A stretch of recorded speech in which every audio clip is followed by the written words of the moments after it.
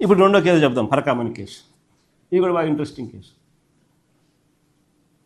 ఈ పరకామణి కేసు అసలు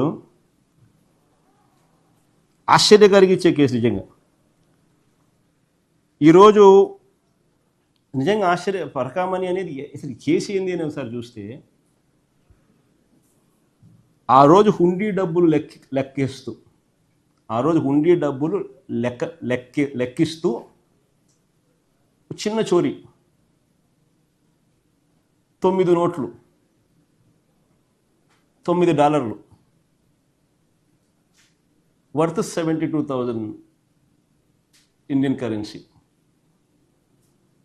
$9 నోట్, అది చోరీ, లెక్కిస్తూ చోరీ. ఆ దొంగను పట్టుకున్న పోలీసు అధికారి మరణించేలా చంద్రబాబు వ్యవస్థలను దిగజార్చాడు. ఆశ్చర్యం ఇది.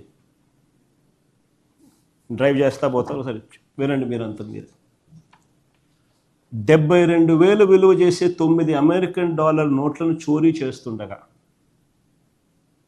ఆ దొంగను పట్టుకోవడం నేరం అవుతుందా? నేను అడుగుతా ఉన్నా, ఆ దొంగను పట్టుకోవడం నేరం అవుతుందా? దీనికి ప్రాయశ్చిత్తంగా ఆ దొంగ కుటుంబ సభ్యులు 14 కోట్లు విలువైన వారి ఆస్తులను వారు దేవుడికి ఇవ్వడం తప్పవుతుందా? నేను అడుగుతా ఉన్నా మిమ్మల్ని.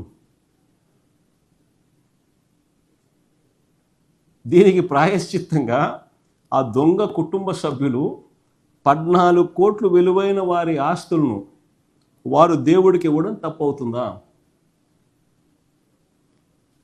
పోనీ దేశంలో అనేక చోట్ల అనేక ఆలయాల్లో ఇలాంటి ఘటనలు గతంలో జరిగాయి, కానీ ఎక్కడైనా ఇలా ఆస్తులు దేవుడికి ఇచ్చారా?